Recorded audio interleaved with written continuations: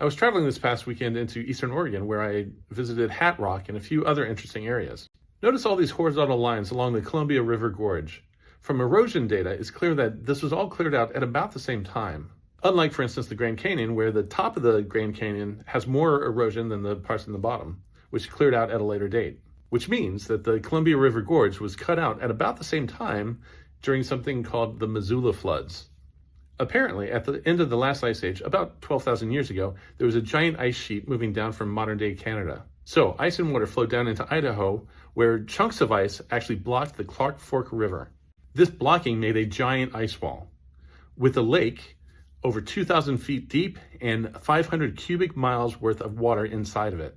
When the ice wall finally broke, it stripped away hundreds of feet of soil and carved out the Columbia River Gorge. When these floods reached modern-day Portland, they were taller than the Statue of Liberty, and they were able to carry huge boulders and just deposit them in random fields.